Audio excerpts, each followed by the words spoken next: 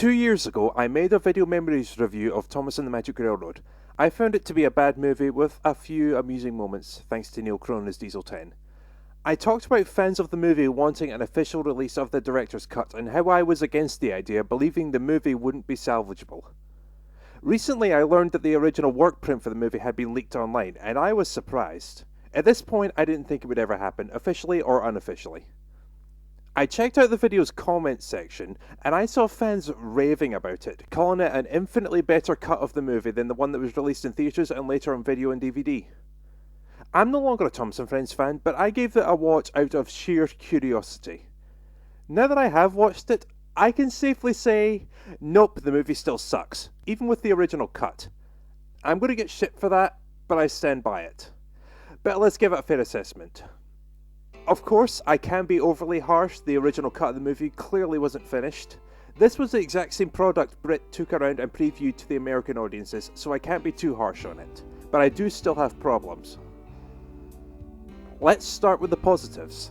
Number 1, Michelangelos as James. His name's Nigel. I know, I talk about it every time I talk about Mike. He's my favourite narrator in the series and I loved hearing him as James. Granted, it was a very small part at this point. Most of his scenes featured temp voice actors, but what we had, I enjoyed. Number 2, the pacing is a little bit better in this one. Hardcore fans say it is so much better than the official release. And while I wouldn't go that far, with the original plot it does feel a little bit more coherent and focused. 3, and most important in my eyes, even though the plot was bad, I have to give it to Britt Allcroft and the cast. They poured their heart and soul into this movie, and I give them points for that. In the official release, Diesel 10 was my favourite character, but in this original version, I gotta give it to Peter Fonda. He was great as Burnett Stone. A lonely old man doing his best to protect his pride and joy from some insane asshole with a motorbike and a lot of dynamite. I buy it. His performance really works. Okay, and now the negatives. Number 1. Keith Scott as Diesel 10. Splodge! Get up here and destroy! Apparently the test audience said he had to go because he was too scary. I disagree. Forget him being too scary, I found him boring. I liked the guy in Tabaluga, but in this movie he just sounds like an incredibly generic bad guy. Whenever he made his appearance, I could not take him seriously with that voice. This role was made for Neil Crone. He gave Diesel 10 personality and I loved him for that. Hello, Twinkle Toes. Remember me? No offense to Keith Scott or anyone involved behind the scenes, but if the theatrical release kept the original voice, we'd have 2 crappy and seriously boring bad guys. Speaking of which, number 2, P.T. Boomer. Here we go. This is the one part of the original movie fans hyped the everlasting hell out of.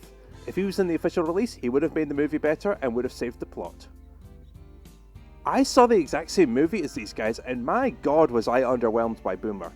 Counting any missing scenes, the movie would have been around the 95-minute mark. Boomer appears on screen for 5 or 6 minutes at most. The movie barely brings up the love triangle between him, Tasha and Burnett, and for the first 2/3 of the movie, way past the hour mark, he does absolutely nothing. He is the most irrelevant character in this entire movie. He blows up Muffle Mountain, tries to bribe Patch, and throws a shoe at Burnett. That's all he does in this stupid movie. As far as I'm concerned, Britt did the movie a favour by cutting him.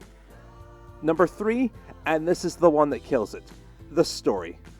Look, hardcore fans, the ones obsessed with getting that fucking director's cut, I'm sorry, but with the plot we initially had, the movie still would have been awful. The scenes with P.T. Boomer and that feeble love triangle would not have saved it.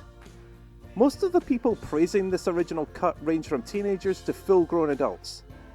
I talked about this in the video memories review and I shouldn't have to do it again at this point, but I feel the need to bring up the painfully obvious. This was a movie designed for 5-year-olds at the absolute most. They go to the movie expecting to see Thomas. Theatrical or original, we have a small bit of Thomas and a lot of incredibly bland human characters. Kids are not going to follow what goes on with the human characters.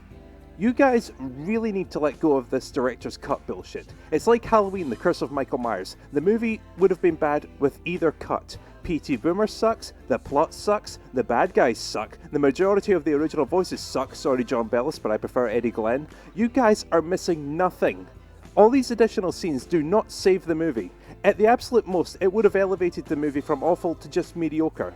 Brit had ambition, but there's no way to get a good movie out of this. End of story. My rating remains 2 out of 5.